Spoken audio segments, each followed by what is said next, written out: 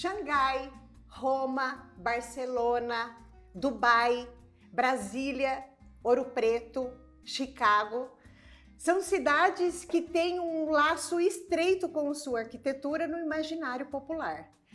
Tem pessoas que afirmam que arquitetura e arte são as mesmas coisas. Eu não consigo afirmar isso. Ela consegue, eu não.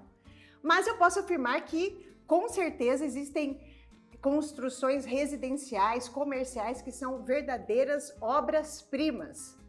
Hoje a gente vai fazer um passeio sobre o universo da arquitetura, como o aspecto visual impacta o nosso olhar e como também a arquitetura e suas formas e funções impactam o nosso dia a dia. E claro, já que a gente vai fazer um passeio no universo da arquitetura, eu escolhi usar hoje um vestido que tem alças arquitetônicas. Ah, tô brincando! Isso é só para vocês lembrarem que o look do podcast está na aba Looks em nossa loja virtual. Então vamos começar esse passeio? A nossa convidada de hoje se chama Solange Calho e ela, assim como qualquer artista, empresta o seu bom senso estético e a sua técnica aos seus projetos arquitetônicos. Então, vou deixá-la se apresentar, por favor, Solange. Diga para eles quem és tu.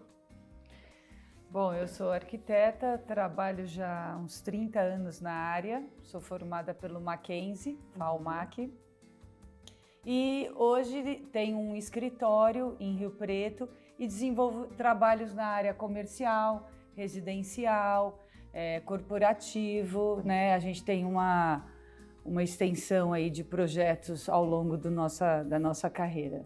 Tá certo. Desde o início você sabia que você queria ser arquiteta? Sim. Lá quando era mais nova? No primeiro colegial, né, porque eu tinha 15 anos, eu já sabia que eu queria ser arquiteta. Meu pai tinha uma construtora também, empreendia, fazia edifícios residenciais, tudo isso, mas o espaço para mim sempre foi uma coisa muito importante, sempre me tocou muito. Então, a gente fala assim, qual foi a sua inspiração ou quem te inspirou? Eu acho que ao longo da minha vida, quando eu entrava nos lugares, as sensações que eu tinha no espaço faziam eu remeter alguma emoção ou pensar sobre aquilo. Então foi uma coisa assim, eu não saberia hoje te falar qual seria a outra profissão na minha vida. Eu sempre quis ser arquiteta, eu amo o que eu faço e é a minha vida. E quem é cliente dela percebe isso perfeitamente, porque além de ser tecnicamente tudo isso que a gente já falou aqui e durante o podcast a gente vai entender, tem aquele brilho que só quem é apaixonado tem, né? E é incrível mesmo. Então conta pra nós, você acredita que arquitetura e arte são as mesmas coisas ou qual é a relação da arquitetura com a arte e a cultura? Bom, nossa, eu acho o seguinte, eu acho que tudo que mexe com a alma e com a essência da gente e traz emoção, eu posso dizer que é arte. Só que são técnicas diferentes. Um quadro, uma escultura, usam técnicas, mas não deixa de ter a emoção daquela pessoa, aquela vivência e transmitir tudo aquilo à pessoa que adquirir aquela peça ou que vê aquela peça. A gente tem uma diferença que eu acho que a arquitetura está bem relacionada com arte, porque a gente vive aquele espaço. A gente usufrui do espaço, diferente de um quadro que está na parede, que faz parte daquele espaço. Não, a gente constrói o espaço para conter toda essa arte. E isso é uma coisa que emociona muito a gente, porque a hora que você consegue pegar a essência daquela pessoa, o que ela imagina e o que ela sonha para a vida dela e consegue retratar aquilo num espaço, a tua missão está cumprida. Então a gente tem que ter muito respeito também quando a gente faz arquitetura pela pessoa que vai morar naquele espaço, né? Então eu acho que essa é a diferença. A gente tem uma pessoa que está interagindo com a gente no espaço. A arte não. A arte ela é pura no artista. É verdade. Só ele que tramita naquilo, né? Uma vez eu perguntei para um artista que veio aqui se a arte, depois dela pronta, depois dela publicada, ou depois dela construída, é de quem? É do público ou do artista? A arquitetura é de quem? É da cidade? É do público? É do povo? É minha, da minha casa, que é minha casa? De quem é essa arquitetura, essa arte que foi construída? Olha, a gente tem alguns segmentos. Se a gente for pensar numa arquitetura residencial, a gente não pode deixar de imprimir o sonho da pessoa, mas ela vai com o meu olhar. Porque eu sempre falo para os meus clientes, você tem que dizer o que você quer, não como você quer. Porque como vai ser aquele olhar é no meu conhecimento, é como eu entendo a arquitetura. Eu acho que você contrata determinado profissional por causa do olhar que ele tem para aquele espaço. Exato. Só que ele tem identidade com você. Então, acho que no residencial é bem da pessoa, né? Ela domina aquilo porque ela se sente presente em todos os espaços e identificada. Eu acho que num comercial, por exemplo, que nem eu acabei de fazer um prédio comercial aqui em Rio Preto, a gente não sabe quem vai usar aquele espaço, mas a cidade, ela está... aquilo se torna um landmark para a cidade, aquilo é um ponto de referência da nossa cidade. Então faz parte da paisagem urbana. E isso, eu acho que nesse ponto a gente tem que ter muita responsabilidade, porque vão ser os legados que a gente vai deixar para a nossa cidade. E a gente sabe que o que motiva a gente a estar num lugar ou no outro são as construções também. Muita coisa quando você vai para o campo é a natureza, Deus que fez. Mas uma cidade foi o homem que fez, o urbanismo, a circulação, a escala das construções. Então, como é sério a gente fazer alguma coisa que pertence à cidade, né? Muito, verdade. E eu acho que tem isso, assim, desculpa, no paisagismo, nas praças, é da população, né? Então, e eu acho que esse é o objetivo, quando você consegue fazer uma coisa que as pessoas estão usufruindo, você fez o seu papel. Né? Eu vou voltar daqui a pouco, porque eu não quero perder esse gancho agora, sobre a história na arquitetura. Se você tem uma preferência dentro da história da humanidade, um estilo de arquitetura. Mas antes, já que você falou sobre isso, na sua filosofia, o que é mais importante? O que vem antes? A forma ou a função? Meu Deus, eu acho que isso é um ponto que a gente tem que... Eu acho que isso no final se junta a tudo. Tá. Eu não consigo pensar separado. Eu acho que eu tenho que contextualizar. Quando eu estou projetando, eu tenho limitações, vamos pensar assim, de normas, de regras, de posição do terreno, de topografia. Então, isso também vai me dando muito contorno para o resultado, né? Mas eu acho que não existe depende do espaço, porque eu acho que sem função também o espaço fica perdido. Agora, sem forma, também só na função, você também não acrescenta nada. É muito sutil essa linha, onde começa e acaba um e começa o outro. Eu acho que é uma consequência, uma sequência. Eu acho que quando você faz um bom trabalho, você consegue pôr tudo junto. Quando faz um bom trabalho, consegue colocar tudo junto. Mas você tem uma cliente na tua frente que está interessada apenas na função. E ela te contratou por causa da sua fama. Mas o estilo, a sua assinatura, ela nem conhece direito. E ela chega para você com um gosto que para você é duvidoso. Como que você resolve tudo isso? Primeiro, eu sou uma pessoa extremamente franca e honesta e assim, acho que eu sou bem verdadeira. Eu não consigo fazer uma coisa que eu não acredito. Então, eu acho que primeiro, eu acho que o cliente ou a pessoa que vai escolher um profissional tem que ter identidade com aquele trabalho. Agora, tem muita gente que não conhece, mas está aberta a aprender. E é uma troca. Você acha? Eu aprendo muito com os meus clientes. Sempre fica alguma coisa e alguma dica e algum jeito de viver que muda o meu jeito de pensar na arquitetura. Mas estilo, eu não acredito em estilo. Assim, estilo clássico, estilo moderno, não é isso. Eu acho que a arquitetura, como a história, ela retrata um momento. Então, eu não consigo imaginar hoje a gente ter um espaço clássico ou neoclássico. Olha, eu tenho muito cuidado em falar isso, eu não condeno, eu acho uma coisa maravilhosa, mas retratou um momento. Eu não me identifico com isso. Eu acho que a arquitetura hoje ela é contemporânea. A gente hoje se volta muito mais para a técnica, a tecnologia, os materiais novos. Eu não consigo ficar fazendo uma coisa baseada em moldura de gesso, com um piso que remete um momento, sabendo que eu vivo outro momento hoje. Então eu não consigo, para mim, é uma arquitetura fake. Tá, Então entendi. eu preciso de outras premissas para montar minha arquitetura. Eu acho que a escolha de materiais, eu acho que é o jeito que a função que vai ter dentro do espaço, a tecnologia que eu tenho, porque hoje eu tenho uma tecnologia que eu consigo fazer grandes vãos. Por que eu vou ficar pondo um monte de pilar e repetindo? A não ser que eu tenha uma função naquilo. Não, eu quero dar uma fachada, por exemplo, repetitiva, onde eu confundo, onde é uma porta, alguma coisa que eu quero esconder. Então eu tenho uma repetição. Eu acho que é muito mais função e tecnologia do que um estilo. Tá bom, sabe? mas então tá, você falou, eu não acredito no estilo no sentido de, não é dessa forma que eu trabalho, mas os estilos, eles existem Sim. na arquitetura. Sim. Existe um estilo que é atemporal, já que você falou que a construção, o teu projeto, ele está imprimindo o momento atual? Existe um estilo que é atemporal, que em qualquer momento da história, em que eu estiver viva, 80 anos, por exemplo, ela vai estar sempre dentro daquele momento? Existe na arquitetura?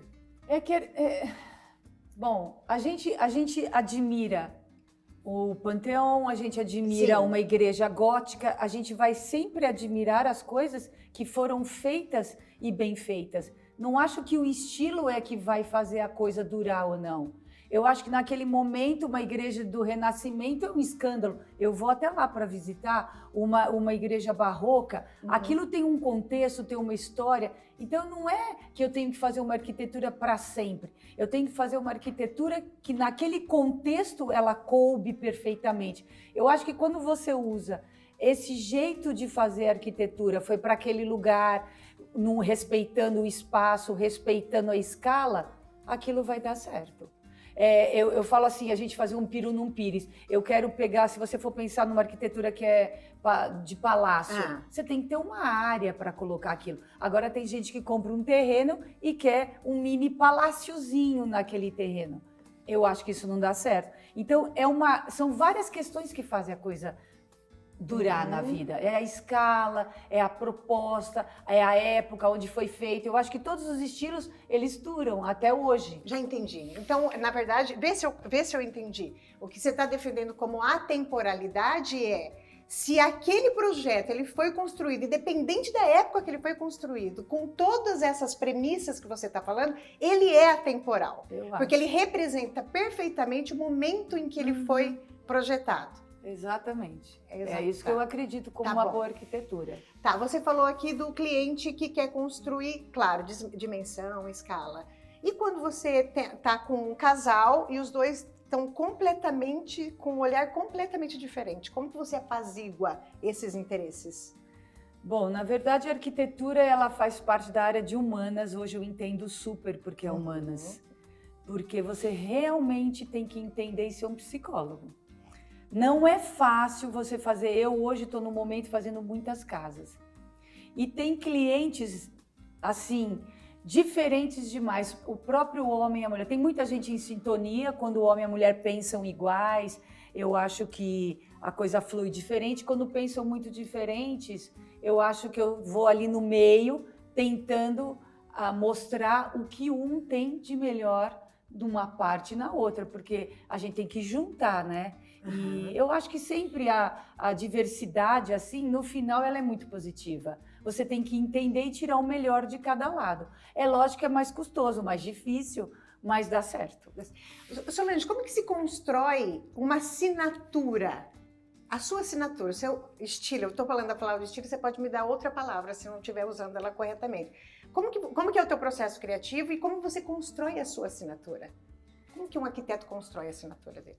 Eu acho que a arquitetura ela tem traços, né? Você acredita numa maneira de projetar, de volume, de escala, e quando você está na sua essência e você é fiel ao que você acredita, você vai formando uma marca. A gente sempre fala assim, tem arquiteto que o cliente quer uma casa clássica, ele vai fazer. Eu quero uma casa moderna, ele vai fazer. Mas eu não consigo, eu não sou assim. Então, eu sou muito fiel ao que eu acredito. E isso imprimiu uma linha de pensamento, um norte no que eu penso como arquitetura. Eu tenho muita preocupação na escala, a pessoa, por exemplo, dentro daquele espaço. Eu tento ao máximo sair da tendência e da moda, porque eu acho que tudo que fica é diferente, por exemplo, da moda de roupa, apesar que sempre existe uma linha naquela conduta, mas eu não quero, por exemplo, usar o último modelo, o último lançamento de revestimento. Não é isso na minha arquitetura. Eu tento, ao máximo, ser fiel ao que eu acredito e criar um padrão dentro da tua necessidade. A diferença está na função daquele espaço e dos pedidos do meu cliente. Mas a minha arquitetura, ela é muito fiel na escala. Eu acho que é isso que eu mais primo. Eu não vou fazer um pé direito duplo porque está usando um pé direito duplo. Eu não vou pôr um lustre no meio do hall porque aí é chique e todo mundo está usando. Eu não vou fazer isso jamais, eu não consigo fazer isso. E essa assinatura você consegue levar tanto para os seus projetos arquitetônicos residenciais e comerciais? É a mesma assinatura? Eu acho que o comercial tem uma coisa assim que o residencial é um sonho e o cara paga para ter aquilo. O comercial, você tem que ser viável. Então, vamos pensar quando a gente faz um prédio ou a gente está desenvolvendo um apartamento que seja decorado, qualquer coisa do mundo corporativo e comercial, uma loja, por exemplo, você tem custo, você tem tempo, você tem o payback, você tem que pensar o budget, toda essa parte de orçamento. Então, eu acho que tem mais limitações. Só que, em contrapartida, é muito rico porque tem menos interferências pessoais. É uma expertise diferente, mas é muito gratificante, eu acho. São coisas, eu acho que é um jeito de pensar diferente. E existe muita diferença, não sei se isso é facilidade nos processos, ou ganhos financeiros, o que seja, trabalhar na área comercial ou na área residencial, como arquiteto, como negócio, para quem, por exemplo, é um futuro arquiteto que está ali. Tá, eu acho o seguinte, eu acho que residencial, a gente fala que a arquitetura residencial é um ralo. Putz, a água vai e desaparece, o dinheiro desaparece. Por quê? Porque você se envolve demais. E você não pode quebrar o processo. Você fica com o seu cliente. Por exemplo, um projeto residencial hoje demora no mínimo, assim, cravado 1 ano para ficar pronto. Porque você entra num processo muito particular da vida das pessoas. A gente acaba decidindo quantas gavetas vai ter no closet da pessoa, como que ele quer viver, que posição, é muita particularidade. Então, é um processo lento, longo, porque você tem que tomar muitas decisões. Não dá para você definir depois na obra, porque senão você vai acabar tendo um custo muito alto. Então você tem que saber a torneira que você quer, a cor, a tomada, que altura que vai a TV, a posição do teu sofá, a mesa, o que eu penso, como que eu vou viver dentro daquele espaço, toda essa flexibilidade, né, desse espaço, diferente de uma formatação de uma loja, onde é para aquilo e foi feito naquela posição para eu mostrar aquele produto. É muito mais impessoal. Certo. Né? É muita diferença. O envolvimento, eu gosto muito, eu falo, putz, eu queria parar, eu quero diminuir um pouco o caso, mas não consigo. Porque eu gosto do negócio da vida humana, aquela loucura de como a pessoa vive no espaço. Eu quero entender como é a família, aquela loucura do final de semana, a família vivendo, o jeito que a pessoa se coloca, se ela está deitada, se ela assiste em pé, se ela lê, se ela... Isso me fascina, a vida do ser humano no espaço me fascina. Você falou aqui que o residencial, a gente está tratando de sonho. Eu vou contextualizar aqui para poder fazer a pergunta para ela. A minha casa é rosa. E aí eu estava limpando a minha casa no dia da mudança e uma pessoa bateu na minha campainha, eu atendi, ela falou assim, eu vim conhecer quem é essa pessoa tão corajosa que pintou a casa de rosa. E aí eu fui dar uma passeada no condomínio e não existe nenhuma outra casa com cor. Todas as casas são cinzas, beges, brancas, pretas, assim. O que está acontecendo? Porque quando eu pensei nessa minha casa, eu pensei em algo que representasse o meu universo aqui interno. esse equilíbrio entre as duas energias que eu tenho, a masculina e a feminina, porque rosa é muito corajoso. E a coragem está muito relacionada à minha energia masculina. Por outro lado, a gente é feminina. Então, tá ali, é o meu momento aquilo. Para mim, em casa, é algo que a gente se relacionava antigamente como lar. E lar representa a nossa personalidade, ou do casal, ou da família. Por que as casas não têm mais essas características de personalidade individual, essa individuação? Porque todas estão muito parecidas.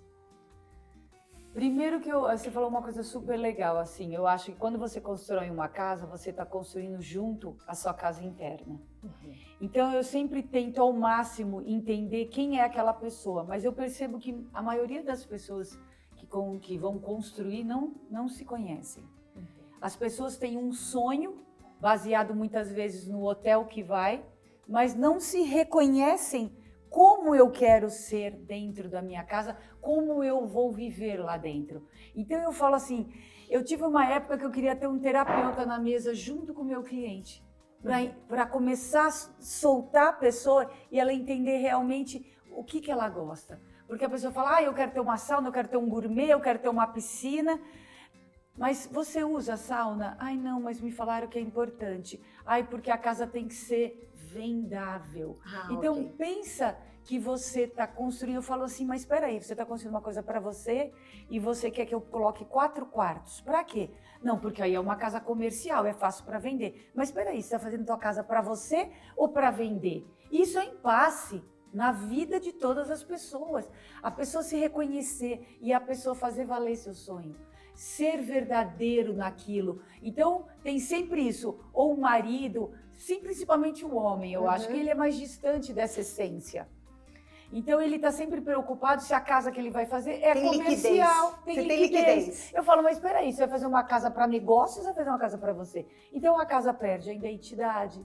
A casa pode ser qualquer uma e tem que ser de uma cor bem neutra para qualquer um entrar e gostar. Entendi. Então, eu acho assim, um desperdício, é um momento tão importante da tua vida de identificação e de você se entender melhor, porque eu já tive situações de brigas homéricas na minha frente de cliente, porque a pessoa começa a falar uma coisa, a outra pessoa não concorda, o marido ou a mulher fala, mas eu não vivo assim. Não, mas o cara quer um monte de coisa e não tem nada a ver com a vida deles. Então, eu acho que é falta de você ter coragem de mostrar quem você é e ir para a sua essência. A mesma coisa quando eu fiz minha casa. Bom, vamos voltar um pouquinho. Tá. Eu acho assim, você é uma mulher extremamente corajosa. E quando você falou, quando você me chamou para ir na tua casa e falou, eu vou pintar dessa cor, na hora eu falei, gente, é de uma coragem, eu não posso dizer que quem eu sou, por exemplo, para dizer sim ou não. Eu acho que você tem que experimentar na vida e fazer as coisas. Mas eu acho também que tem países mais coloridos. Tá. Eu acho que tem, por exemplo, o México, eu acho que tem coisas que as pessoas são mais coloridas, eu acho que tem uma cultura mais colorida. Tá, o Brasil, eu acho que já foi um pouco mais, a gente tem muita coisa terracota, né? A gente tem muita coisa mostarda, mas foi se perdendo pelo comercial. Eu acho comercial, as pessoas querem ser comerciais, assim, as casas. Entendi. Eu acho que isso fica tudo igual. E você perde a identidade. Então eu preciso de fazer uma pergunta que eu ia fazer no final, mas ótimo. Se você fosse falar hoje, definir qual é a imagem da arquitetura brasileira para o mundo, qual é? Porque daí, claro, a gente está falando agora muito do residencial e como a gente pegou a arquitetura e transformou, tirou ela do lar, da individuação e levou para a coisa comercial. Mas a arquitetura, de modo geral, brasileira, como ela é vista fora do país, no mundo inteiro? Eu acho que hoje a arquitetura brasileira está assim, super respeitada. Os principais arquitetos brasileiros estão fazendo trabalho fora, não estão conseguindo nem atender o mercado interno brasileiro. Por quê? Primeiro, a gente trabalha com uma arquitetura voltada para o aconchego. Então, eu acho que as nossas misturas de materiais fascinam as pessoas. A gente trabalha com muita coisa natural, não é tão industrializada. Tá. E eu acho que esse aconchego que a gente traz para os ambientes, o uso dos materiais, eu acho que isso fascina as pessoas. E você pode, por exemplo, viajar para a Europa, para os países mais nórdicos, uma Suíça, uma Suécia, tem muita tecnologia, mas é frio. Não tem esse aconchego. A gente tem, com todo o respeito, usado muita madeira, a gente tem possibilidades que são totalmente diferentes de outros países. Então, eu acho que o nosso material e a nossa arquitetura, que é muito aconchegante, fascina as pessoas. O que define o mercado de alto padrão na arquitetura? O que define isso? Quais são os elementos que colocam essa arquitetura, esse projeto em alto padrão? É só valor de material? Não. Ou tem a ver com outros tipos de Primeiro que demandas? uma casa pode ser toda de cimento, feita de cimento mineral, com um cimento que custe R$150 o metro, e pode ser a casa mais sofisticada que tem, caríssima.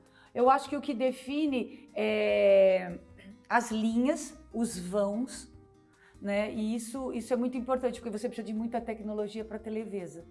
Tá. Então, quando você quer uma laje suspensa, quando você quer uma casa fluida, livre, com poucos pilares, integrada com a natureza, com muitos vidros, leve, ela ali atrás teve muita tecnologia para ela estar daquele jeito.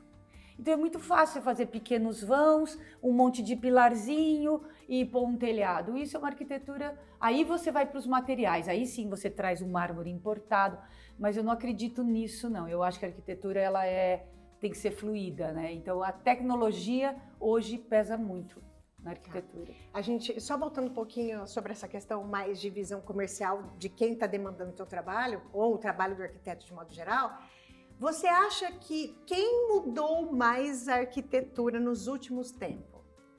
O tempo ou o Instagram?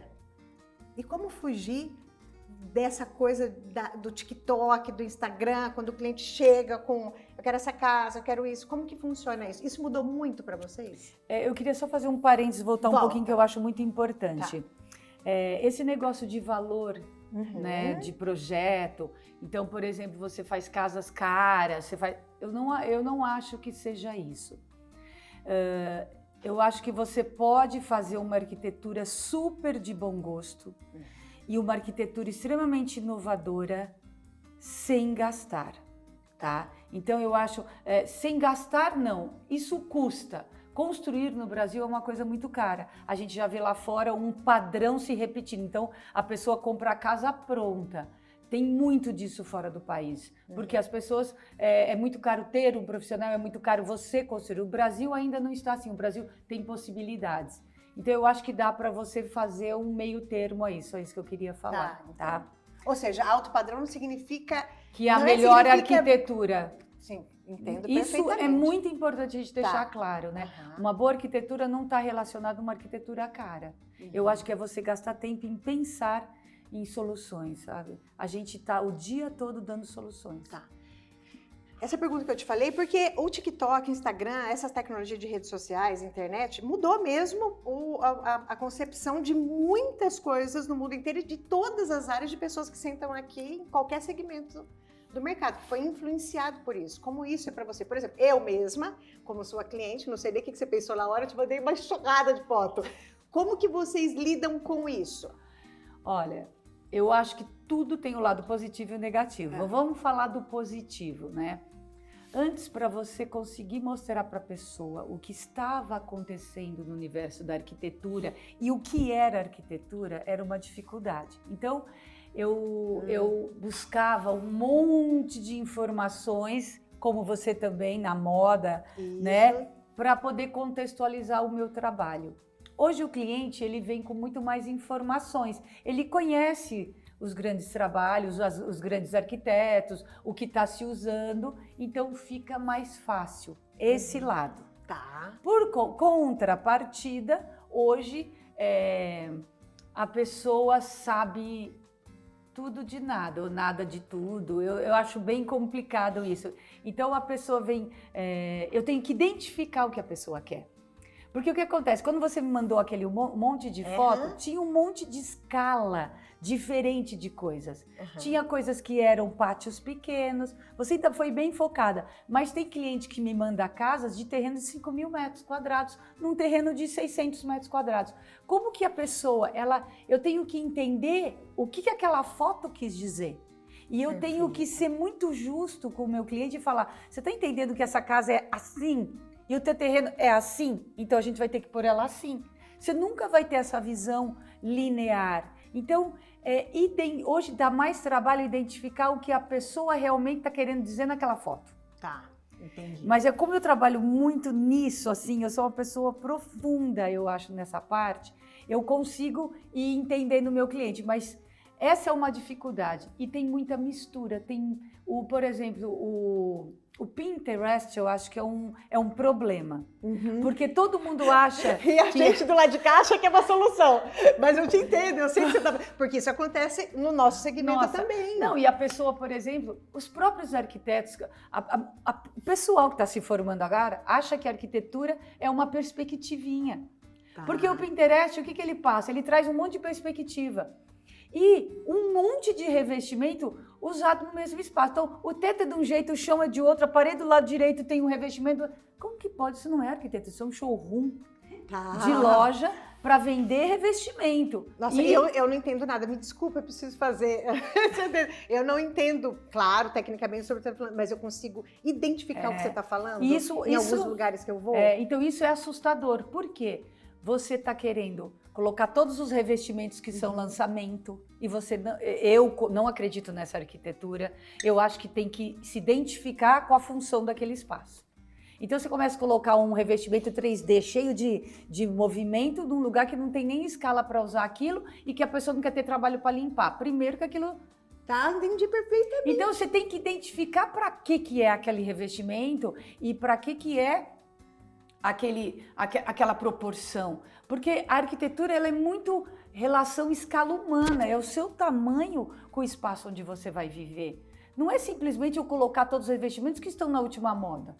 Então é isso que acontece, eu acho, na arquitetura. A arquitetura está passando por uma crise estética. Por uma crise estética. Super crise estética. As pessoas estão perdidas, as pessoas estão colocando tudo nas casas. Deixa eu te fazer uma pergunta. A arquitetura está passando por uma crise estética. Isso é diferente de mudanças de época. Com certeza. Tá. Eu acho que hoje a pessoa está muito mais preocupada no revestimento, na casa que vai aparecer do lado de fora. Tá bom. Para a sociedade. Essa tiquitorização, nem sei se fala isso da gravação que eu estou dizendo. É assustador, Entendi. Porque, por exemplo, a casa mais incrível é a casa que é escondida para a pessoa entrar debaixo das árvores, não sei nem onde é a porta. Eu vou descobrindo, hoje eu não descubro mais nada, as pessoas põem tudo para fora. Entendi. As janelas gigantes, as portas gigantes, abre a porta, aquela escada. Não é isso, Nossa, você não isso vai que você falou agora descobrindo. é tão bonito que você falou, e isso, na verdade, serve para todas as áreas da nossa vida, né? Inclusive para arquitetura. Acabou o mistério, acabou o... Sabe aquele negócio que você vai descobrindo o tesouro? Não, e as pessoas trazem para você como elas querem os ambientes. Então, essa coisa do novo, de você provocar as pessoas. Por que a sala de jantar tem sempre que estar aqui do ladinho da cozinha? Existem padrões que as pessoas repetem e elas têm um medo de ser inovador naquilo. E a arquitetura veio para isso. A arquitetura veio para inovar os espaços, para dar novas sensações. E eu acho que esse é o maior desafio nosso. Fazer aquela pessoa entender que ela pode ser diferente. E ela ser diferente, sabe? Como a gente está e vamos combinar que ser diferente é ser nós mesmos. Se a gente tivesse coragem de ser nós mesmos, né? Eu acho que é a busca da gente, né? Se conhecer. E quando você está na tua essência, tudo fica melhor. Você faz o teu melhor, você está pleno, está presente. É uma busca, né? E para vocês, a tecnologia melhorou muito? Por exemplo, muito. Essas redes sociais ajudam no trabalho do arquiteto? Porque a gente já entendeu o lado que é um desafio. E qual que é o lado que favoreceu para vocês? Agora, para vocês e não para nós clientes. Eu acho o seguinte, em termos de cliente, Eu acho que vem muita gente que não entende o seu trabalho, você corre mais riscos. Ok. Então chega pessoas que a pessoa não sabe, olhou, gostou de uma coisa e quer fazer uma outra coisa.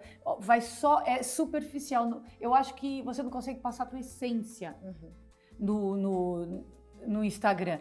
Mas é uma ferramenta maravilhosa para as pessoas que já conhecem o nosso trabalho, que de repente indicam para uma outra pessoa, porque a minha essência é a indicação. É muito difícil um profissional vir até mim através de uma publicação só. Ou porque está no Instagram. Não, alguém está vivendo nessa casa que eu fiz, essa pessoa conversou com alguém que fez um trabalho comigo. Então, eu acho que é mais divulgação, mas também tem o lado negativo. Eu acho que é isso. Tá.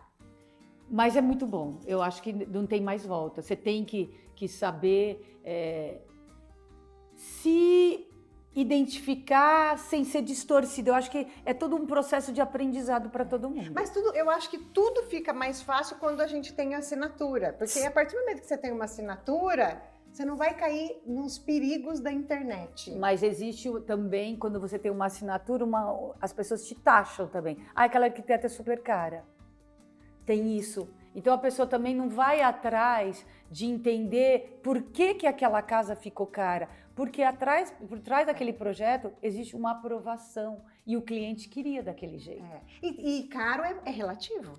Tudo é muito relativo, Tudo né? É muito porque relativo. O que tem dentro daquela casa para custar aquilo que custou? Não, é que existe um mercado por trás que vem falando, um setor de engenharia, vai custar tanto, tudo, porque eu faço uma coisa muito detalhada no sentido de entender o uso dos materiais, a junção desses materiais. Não pode ser qualquer coisa, porque é o que eu falo, eu tenho tanto respeito ao dinheiro do cliente, já vai custa tanto, é um sonho, a gente tem que estar muito presente, a gente tem que estar cuidando daquele projeto. E a pandemia? A gente sabe que a pandemia mudou visão de mundo de muitas pessoas, a forma de fazer as coisas para todas as áreas da economia. O que mudou para vocês? Porque na pandemia a gente ficou em casa. Quando a gente fica em casa, a gente começa a entender a casa que a gente tem e as necessidades que começam a ser gerada ali, porque a gente nem tinha antes. O que mudou a pandemia para a arquitetura? Bom, na verdade a construção civil para a arquitetura não parou, as obras continuaram. Então, vamos falar de duas coisas. Para o nosso escritório foi uma perda muito grande no momento que a gente não podia mais ir até o escritório. Porque o nosso trabalho, ele é coletivo. Tem muitas interfaces, muita troca. Então a gente perdeu isso e isso foi muito complicado nos 5 primeiros meses, tá? Aí depois a gente foi fazendo uma mistura, ficava uma turma, voltava a outra, mas a gente cresceu muito na pandemia. Realmente teve um boom na construção civil. Primeiro, por isso que você falou, eu acho que as pessoas começaram a entender o espaço das casas. Então a pessoa sentava naquela cadeira todo dia, mas era tudo tão rápido que ela não sabia que a cadeira era tão ruim, que a iluminação estava ruim, que ela precisava que o filho estudasse. Imagina, as crianças começaram a estudar mais de 1 ano em casa. Então houve essa necessidade de adequar os espaços para a vida no lar, que é o que já deveria ter acontecido faz tempo. A gente tem que viver o nosso lar. Então foi um despertar para muita gente. Porque a gente é muito fora da casa, né? Fora da gente, fora do lar. E eu acho que isso trouxe essa volta para casa. E aí todo mundo quis, né? Nossa Senhora, eu não quero mais perder tempo. Quem estava protelando fazer uma casa, já contratou. E quem estava na casa e começou a detectar todas essas dificuldades, começou a reformar. Então foi um despertar mesmo de viver dentro da sua casa, viver dentro desse seu lar, né? E tem alguma, sei lá, algum cômodo, alguma demanda específica que começa a partir da pandemia nos projetos? Eu acho que os espaços para poder estudar, eu acho que foi o principal. Poder estar todo mundo em casa trabalhando também. Então, ter um cantinho que eu pudesse melhorar e colocar uma bancada para você poder fazer uma reunião, atender uma pessoa por Zoom, as crianças estudarem também em casa. Eu acho que o mais, assim, foi essa parte. E aí, o que acontecia? Ninguém podia sair no final de semana para os lugares, para o clube, para o bar, né? Então, eu acho que teve muita mudança nas áreas sociais, assim. Eu acho que a casa num todo social, mesmo, né? Sabe?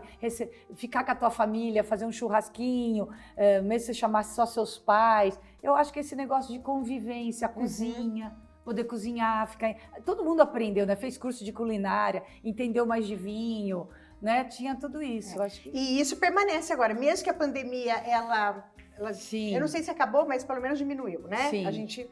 Isso aí, então, foram mudanças que a pandemia trouxe para ficar. Sim, porque eu acho que foi um despertar. Esse novo olhar. Um novo olhar para casa. Tá. A importância que a gente deve ter, né? Para os espaços onde a gente vive. E quando você fala de novo olhar, a gente não pode deixar de falar de sustentabilidade. Então, como é vista a sustentabilidade nos projetos arquitetônicos e residenciais em especial? E quais são os itens, os fatores que um projeto que preza pela sustentabilidade não pode deixar de ter? Um projeto, o que é sustentabilidade? Isso. Um projeto que se mantém, que se sustenta, que está correto o jeito que ele faz. Então, no momento que você escolhe, que você tem um terreno e que você vai implantar um projeto nele, seja comercial, seja residencial, e você considera a posição do sol, você já está tornando ele sustentável. Vamos pensar que a gente mora no noroeste, a gente tem uma região muito quente. Eu não posso colocar as áreas de convivência de longa duração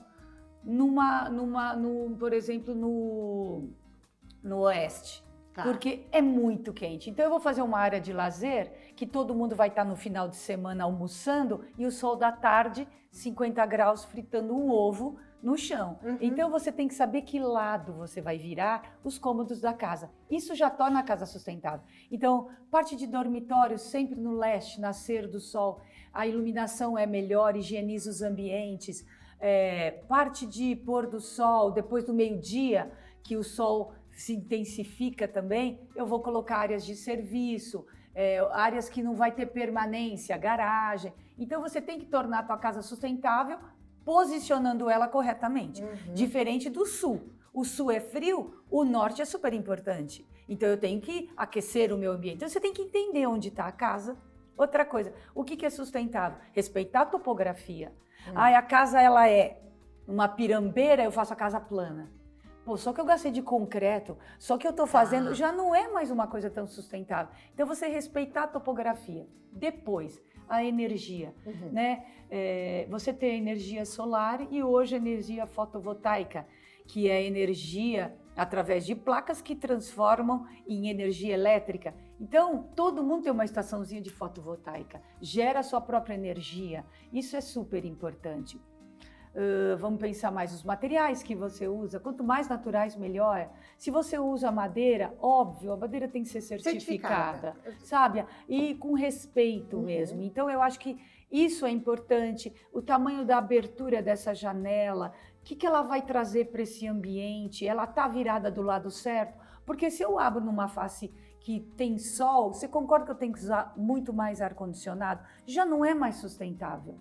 Então tem por que aquela fachada ser mais fechada, a outra ter mais abertura. Então você não tem uma receita na arquitetura. E isso que é importante, eu quero a fachada da minha casa assim. Não dá para ser assim. Eu tenho que entender qual é o lado que eu vou virar a minha casa. Então, essas premissas, elas usar luz, uma iluminação que seja de LED, que seja mais fria, né, que economize energia. Então, trazer o verde, eu amo verde, eu primo demais pelo paisagismo, sempre eu tenho um profissional de paisagismo junto comigo, mas a pessoa fala, mas como? Por que eu tenho que contratar no início? Porque é uma construção, né? É uma construção, porque o paisagismo não é só a etapa de plantio, é o caminho que você vai percorrer pela casa, os espaços que esse profissional pode criar na área externa para você estar, o modelo da piscina interligado com a casa. Quer dizer, é uma construção, é muito mais o paisagismo. Então isso é muito importante, colocar a escala das árvores no lugar certo para te proteger ou para te criar ambientes. Então, isso é pensar sustentabilidade. Trazer o verde para dentro da casa também, porque isso melhora a tua mente, melhora o teu equilíbrio dentro da tua casa, né? Tudo isso é sustentabilidade. Adorei, porque eu imaginei que você ia falar sobre outras coisas. Foi incrível, Solange, incrível. Eu sei que tem perguntas daí. Querem fazer? Vem cá, pode fazer, por favor. Qual que é a pergunta do começo? Olha lá, gente, eu esqueci qual é a primeira pergunta que eu fiz para ela. De arte e cultura, e depois a gente volta. Então. Não, mas ela falou da arquitetura de vários países. Você foi falando alguns lugares, assim começou a me dar um arrepio, sabe? Por quê? Não, porque o que eu quis dizer no enunciado é o seguinte, que quando a gente fala o nome desses países ou dessas cidades, são cidades que a própria arquitetura está no imaginário das pessoas. Por quê? Porque identificou uma cultura, identificou um material, identificou o jeito que as pessoas vivem. Então, eles são fiéis àquela cultura. Isso é a coisa mais linda que tem. E dentro daquele jeito que é aquele espaço, porque hoje parece que você tira a arquitetura de uma pastinha. Você pode construir isso em todos os lugares? Tudo ficou igual? Não. Existe uma identidade daquele povo, o jeito que ela vive, o material que você extrai daquele lugar. Isso é a identidade, entendeu? Concordo. E que fica diferente. Você vai visitar Xangai, por exemplo, é de uma maneira, porque tem uma cultura, tem um jeito de viver, tem um material diferente. Isso é rico. Isso faz a gente ficar melhor. Agora, daqui a pouco vai estar tudo igual. A gente tem que tomar cuidado, por isso a gente tem que buscar a nossa essência para fazer um bom trabalho, né? Como indivíduo e como sociedade. Sim. Importantíssimo como sociedade. A gente vai continuar absorvendo as técnicas, as coisas novas, mas aí a gente faz a roupagem daquilo com a nossa cara, né? E Chicago, verdade. Que é um lugar maravilhoso, divino, fantástico, é a meca da arquitetura nos Estados Unidos, né? E Chicago é uma coisa muito importante, revolucionou a arquitetura. Então foi arrepiando porque você foi gostando, né? Eu passei 3 meses em Chicago. Né? Para as construções. Eu passei 3 meses em Chicago, então Chicago para mim é uma cidade muito importante. Posso aproveitar isso? Você fica aqui, por favor. Quais são as 7 maravilhas para você da construção, da arquitetura no mundo? Fala um 7. Meu Deus! Para você deve ser super fácil. Não é começando fácil. por Chicago. Não, eu acho que em Chicago eu posso dizer que é o Oak Park, que é onde o Frank Lloyd Wright, que para mim é um precursor, é um dos caras mais incríveis da arquitetura do mundo. Ele era tão profundo que ele começou a desenhar a roupa do cliente, o prato onde o cliente ia comer. Ele era visceral. Eu acho que Gaudí, né, em Barcelona, Pedreira. Vamos lá. Então, eu vou falar para te ajudar, se você quiser, vou falar das cidades que a gente falou no enunciado. Roma, tudo bem. Coliseu, que é uma época, né? Aquela coisa maravilhosa. As igrejas, a pintura de Caravaggio, que para mim é a coisa mais emocionante. Eu sei que uma vez você e tem falou muito tudo disso. A ver com a arquitetura, porque é o estudo da luz, o impacto que a luz atravessa nos ambientes e transforma tudo. Dubai eu fico à parte, porque eu não gosto de Dubai, eu fui, porque não tem identidade. Não tem identidade, mas tem a ver com arquitetura. De alguma maneira, aquilo lá foi projetado direto das pranchas de vocês. Eu prefiro Turquia, por exemplo, tá bom, que eu acho Istambul. Vamos falar Istambul. Eu acho tudo ali, aquele rio que passa, o jeito que são as construções. Tudo ali é sensacional. Eu acho que Dubai está perdendo a identidade. Eles querem ser uma coisa, eles deveriam voltar para o que eles são. Então... Tá bom, então ele não faz parte das 7 maravilhas, mas faz parte de case, de estudo. Sim, exatamente. É o dinheiro sem fim, é o limite, o céu é o limite. Então constrói tudo, traz um monte de arquiteto e cria-se espaços assim mirabolantes, incríveis, com uma puta tecnologia. Brasília. Ok. Amo, acho maravilhoso. Também acho lindo demais. Lindo. O Palácio da Alvorada, para mim, é uma das belezas, está entre as 7. Cidades históricas do Brasil, Ouro Preto. Ouro Preto, maravilhoso, uma arquitetura colonial brasileira, portuguesa, que é a coisa mais linda do mundo. A gente tem que se orgulhar de onde a gente veio. A gente estava em Lisboa o mês passado e a gente sabe o Mosteiro dos Jerônimos. A gente está vendo como se identifica e como é lindo. E a gente tem que ser muito grato, né, por ter vindo deles. É muito lindo. É verdade. Hoje vocês estavam numa conversa tão elevada. Mas tá gostoso essa conversa. Considerações mais do senso comum. Fala. Não, mas a gente tá aqui. Causa um anticlímax, porque realmente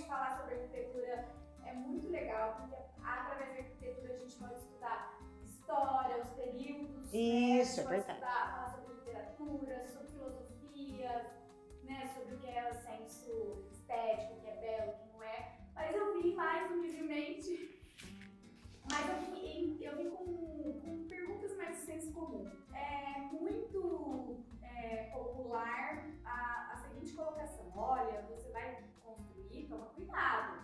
Porque se você fez um projeto para custar X, você se prepara para custar 50% mais. Bate e volta, então. Ela vai fazendo perguntas e Não, vai responder da olha maneira isso. mais Mas objetiva que olha você que puder. coisa bacana que ela falou.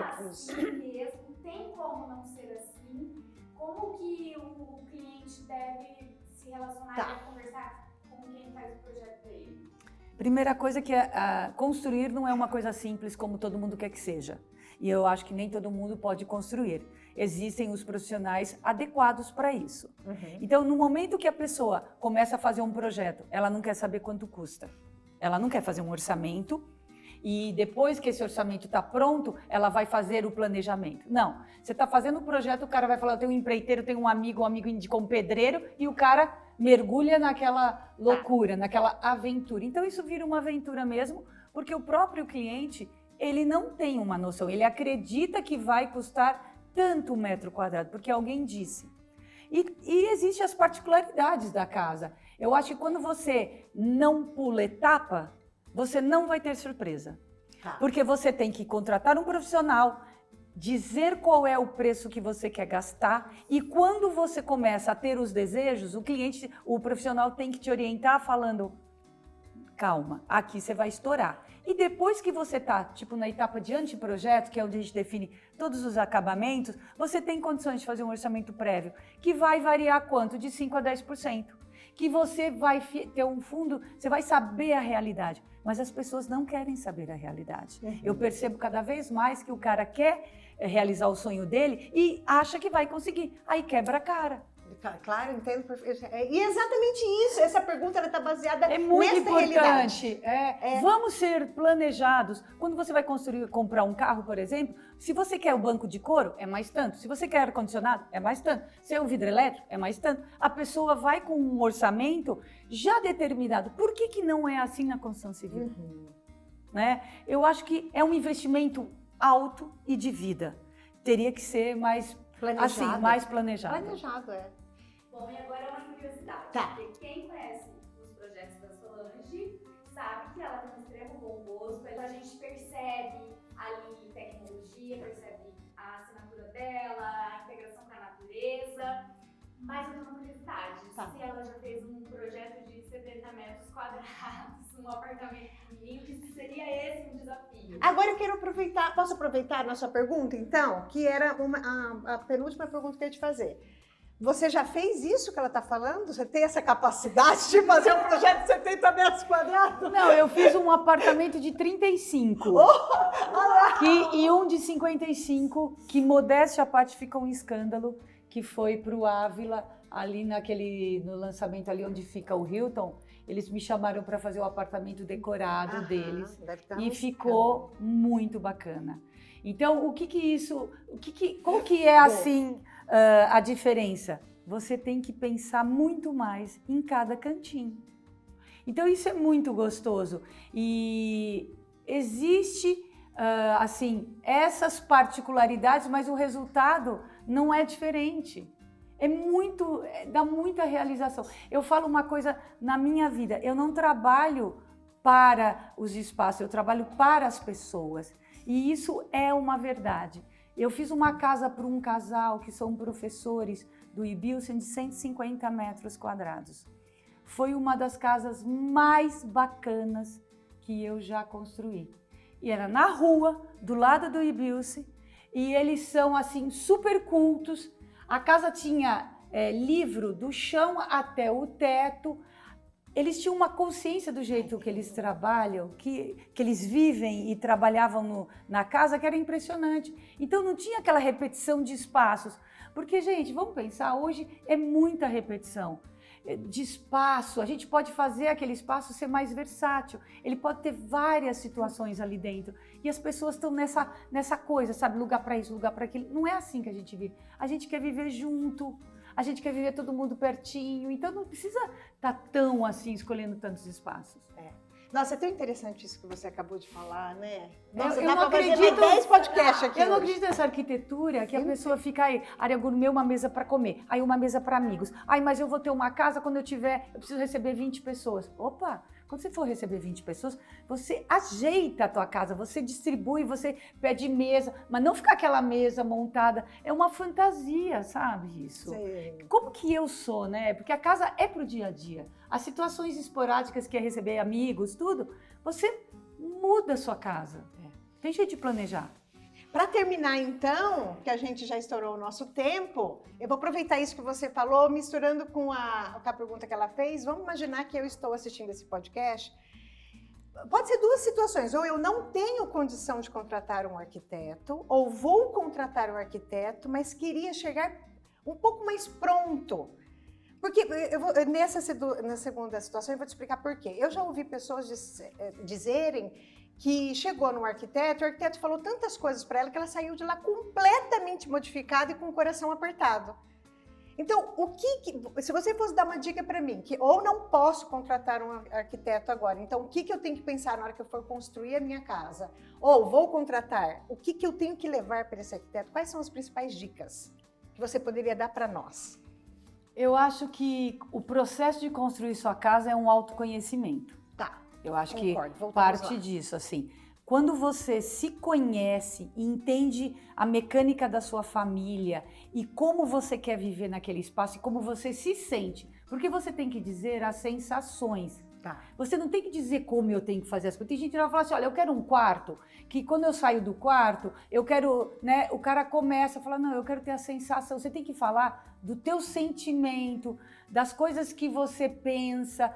Então, é diferente quando você se conhece. Eu acho que é você levar a tua vida, a tua rotina, como que você vive dentro dos espaços e, lógico, o teu sonho. Claro. E aí, dentro do sonho, eu acho que é um papel super importante, eu nunca mais vou esquecer, eu tinha um cliente que ele falava assim, eu adoro vinho. Então, o que eu penso? Eu preciso ter um espaço para tomar vinho. Então, eu estou pensando que eu vou ter um sobrado e no patamar intermediário, eu quero a minha adega, eu quero uma mesa para eu tomar vinho. Ele falava aquilo lá, era o Max Fernandes, eu nunca ri tanto.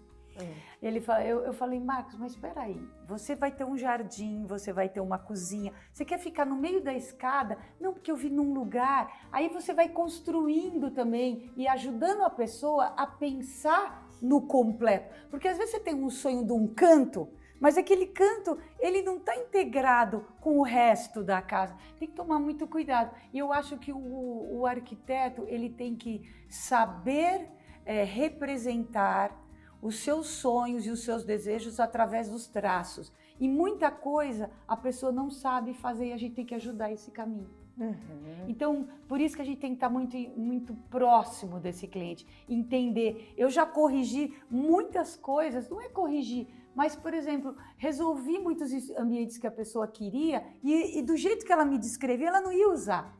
Aí a gente faz a pessoa pensar, porque sabe assim, um brainstorm, você tem que devolver e falar, mas espera aí, você acabou de me falar que era isso, mas por que você está querendo então ter essa mesa separada? Por que não, porque eu gosto da minha família, sempre amigos, mas aí você vai pôr um cantinho, vocês vão lá tomar vinho, agora é hora de tomar vinho, então eu vou sair. Não existe isso, não é assim que a gente vive, né? Então fazer a pessoa pensar, eu acho que isso é um papel muito importante do profissional. Adorei. O melhor briefing que existe é levar para eles as sensações que você quer realizar, viver dentro da sua casa. Porque é isso, né? É o que você sente, né? E para terminar, porque tem pessoas aqui que são futuros arquitetos, qual é a dica que você daria para um arquiteto que sonha de verdade em ser um arquiteto que tem a sua individuação, tem a sua assinatura? O que ele não pode abrir mão, ele... Eu acho que ele não pode se render primeiro ao mercado, a revestimentos. Ele tem que entender o nosso papel. E o nosso papel é um papel muito sério. Nós estamos construindo cidades. Então, é um legado que você deixa. Você não pode estar voltado para a moda. Então, qual é a dica? Siga bons arquitetos. Leia sobre arquitetura. Tenha como referência os melhores arquitetos no mundo. E entenda por que eles fazem daquele jeito. Porque a arquitetura não é uma loja de acabamentos que vai fazer arquitetura, não é uma perspectiva, é humano, é entender o ser humano, é gostar de gente, sei lá, é discutir os espaços, entendeu? Eu acho que é por aí. Adorei. Nossa, adorei demais. Eu tenho certeza que vocês também adoraram, né? E eu espero que vocês também tenham adorado. Eu tenho certeza que sim. Tem alguma pergunta que eu deixei de fazer que é importante para quem está escutando? Eu acho que sobre o processo de criação um pouquinho, quais são as etapas de desenvolvimento de um projeto, eu acho que seria importante. Porque a pessoa chega no escritório e fala, eu quero uma casa daqui 6 meses. Para você fazer uma coisa bem feita, eu acho que não dá para ser 6 meses. A gente tem que entender que junto com o arquiteto existe uma equipe de projetos complementares. Então a gente tem que compatibilizar tudo isso, a gente tem que checar se é hidráulica, se é elétrica, se a fundação, se a estrutura, a automação, o ar-condicionado, o paisagismo, o som, a iluminação, são todos projetos complementares que a gente está recheando a nossa arquitetura. Então nós somos guardiões do nosso projeto e a gente trabalha com toda essa equipe inserindo informação nesse projeto e isso leva um tempo. E o cliente também tem que ter muitas decisões antes de começar a construir. Então existe um tempo de amadurecimento. Então não dá para fazer um bom projeto assim, de supetão. Eu acho que você tem que elaborar isso dentro da sua cabeça e a gente começa com um estudo preliminar onde a gente mostra toda a casa, como ela vai ficar através de perspectivas, às vezes de vídeo, planta baixa, discute essa planta até ela estar redondinha, depois a gente passa por uma etapa que se chama anteprojeto, que é o estudo preliminar, mas escolhendo todos os acabamentos, porque não existe você escolher o acabamento depois que a casa está pronta. A casa tem uma identidade e o material que você vai colocar nela está condizente com a arquitetura que você está colocando. Então não dá para escolher depois. Mas olha, isso que você acabou de falar agora, eu já pensei o seguinte, bem, se eu falei para ela qual é a sensação que eu quero ter nesta cozinha, ela já entendeu até qual é o acabamento que eu tenho que pôr. Com certeza, é tudo junto e aquilo ali vai criando uma identidade naquele espaço. E depois você monta um pré-executivo aonde vai dar subsídio para todos esses profissionais trabalharem junto comigo. A hidráulica, a estrutura, a fundação, tudo, paisagismo, todo mundo trabalha junto, é muito coletivo e tem muitas interfaces para o resultado ser positivo. E isso leva um tempo, são muitas cabeças, né? Então, para aquela pergunta que você fez para ela, que é incrível mesmo, e que existe mesmo esse estigma de que construção você sabe quanto começa, não sabe com quanto que se termina, falta de planejamento. Com certeza. Que é exatamente do que você está falando, a gente planeja, planejamento não faz de hoje para amanhã. Não, a pessoa chega no meu escritório e fala, não, eu quero uma casa dentro de 3 meses, eu sei tudo que precisa de informação, alguma coisa vai acontecer errado, eu nem faço o trabalho. Certo. Né? Eu acho que planejamento é a chave, né? De tudo na nossa vida, de né? tudo, Meu verdade. Deus. E é uma coisa muito importante fazer uma arquitetura, a casa da gente. Solange, e eu achei tão importante esse tema, a gente, depois da pandemia especialmente, mas eu não sei por que a gente perdeu isso antes da pandemia. Mas a gente sabe, né, essa padronização, comercialização, até daquilo que é individual, aquilo que é tão nosso que é a nossa casa. Tu pensa, você vai morar num prédio, né? Todos os apartamentos são iguais, mas ali dentro tem você, lá dá pra ser diferente. Dá pra ser diferente. Sempre, né? E tem que ter coragem de ser diferente, gente, não pode esquecer, é ser a gente. Porque cada pessoa é um indivíduo único, então todo mundo vai ser diferente se for ela mesma. Mas exige um conhecimento. Mas daí essência, mas você tá aí né? pra isso, pra me ajudar, porque se eu sei o que eu quero, Sim. se eu sei quem eu sou, você vai conseguir traduzir Fica isso lá. muito mais fácil. É claro. Porque o cliente que tem que me passar informação, a pessoa pergunta pra mim, mas aí, o que eu vou fazer? Eu falo, não, peraí. Você vai me falar o que você quer e eu vou transformar isso numa boa arquitetura com o que eu acredito que seja o certo, o correto ali naquele espaço, né? Perfeito. Solange, adorei. Eu também. Agora conta pra eles como continua te acompanhando, o Instagram, telefone, depois a gente põe tudo lá. Bom, eu tenho o meu Instagram, que é Solange Calho Arquitetos. Nós temos uma equipe com muitas expertises. Hoje o nosso escritório faz desde a parte de arquitetura, interiores, né? E a implantação da parte de interiores também a gente faz toda essa produção também na casa. E o que a gente gosta mesmo é do começo ao fim, para nós é muito importante pegar um trabalho que envolva todas essas etapas. Então é a arquitetura, interiores e a produção final. A gente vai com o cliente até o dia que ele vai mudar, né? E é isso, tem o nosso Instagram, o nosso escritório fica aqui em Rio Preto e posso dizer que a gente hoje faz um trabalho nível nacional. A gente tem muito conhecimento e a gente sabe o que a gente está fazendo. Que a gente faz assim, com muito amor mesmo. Aliás, tem projetos em outros? Tenho. Hoje a gente faz projeto no Brasil todo.